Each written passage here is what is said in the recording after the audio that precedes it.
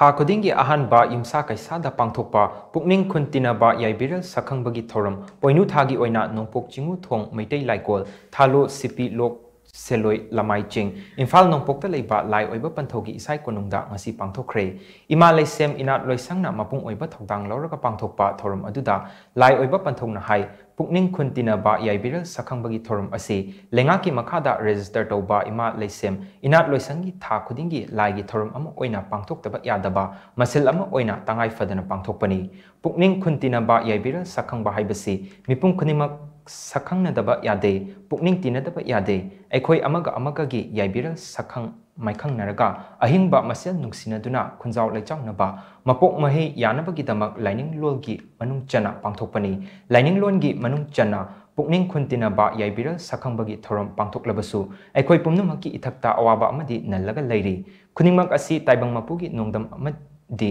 थौइन सिन्नी अवाबा पुमनमक मायोकनबा ताबनी लान असि लोइरकपा मतमदा सलाई तरेना महै लोकपा ngamba amadi thawai panba pomnamak ingna chikna nuksi chanan amata oina punna hingminaba maitai leibak ama oirasunu haina lai oiba panthongna thongnikhi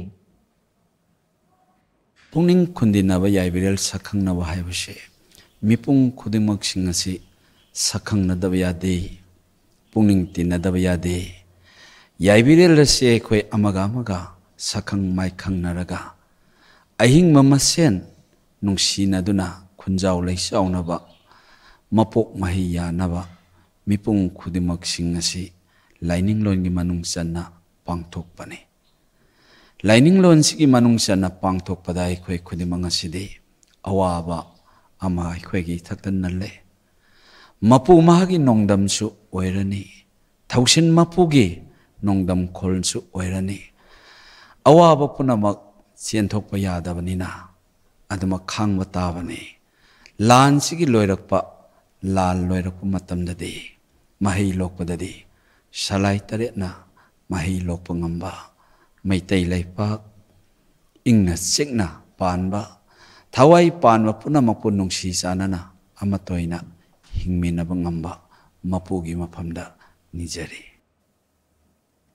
थौरम अदुग मरी लेनना इनात लेसेम इनात लोइसंगी secretary अहिबम मेधाना high था खुदिंगी अहानबा युमसा कैसा नुमित्ता पांथोकपा पुकनिंग खुंतिनबा याइबिरल सखंगबा हाइबा लाइगी थौरम असिना सागै सलाई मरी मता इचिन इनाव इमा इपा अमदी लाइनिंग लाइसक खंगनबा ngami लोइनना पुंसिदा आइना चटकदबा लंबी सिंगसु खंगहली थौरम असिना अवाबा तारबा सिंग अमदी पुंसिगी अरोइबा मतम फाउबा थैदोक्तुना अवाबा वाखल खलंदबा ngami अमदी ममल लैना हिंबा ngमली हाइनसु मेधाना मखा ताखी इंगसिमक चैचत मरी था 33 कुन मरी पोइनुगी हुमनी पानबा लाइबा पंथौ इपाना पुथोकपिबा पुनिंग खुंदिनबा याइबिरेल सखंगनबा असिगुमलाबा वारम लिगलम थामगी पांथोक्तबा यादबा मचलोन अमा ओइजबना इमा लैसेम इना लोइसंग हौरकपदगी हौना असिगुमबा थौसिलोल से पांगदना लाई असिगुमबा थौसिलोल असि पांगबसिदा मियोइबा अखोइना ngasi चेजाई पाउजेल सेदु लायोय पंथौना ताकपिरी आइदि लिखिनी वारी ओहनगदबनी चाना पौता हाइबसिदा मियोइबा अखोइसे अहल ओइरे चही हुंबु हेलकलगसु अखोइना नुंगाइगदोरिबा मफमसि कदाइदनो अवाबना कदाइदा पाउखोंग चन्नरिबा फोंगनगदोरिबा नुंगाइबगी वारीना कनादा लीगदोरिबा हाइबगी लैरक्त्रबा मतमसिदा पंथौगी पौताक ताजबा असिगुमलबा पुनिंग खुंदिनबा याइबिरेल सखंगनबसिदा लाक्चदुना वाखन पुनिंग दो ngakhtang नुंगाइ थोक्तुना महाकी वाखल मयोन पुनिंग मयोल चोंगहनदुना लाकपा सिगुमबा पंथौगी फजरबा याथंग पौताक पुनिंग खुंदिनबा याइबिरेल सखंगनबनी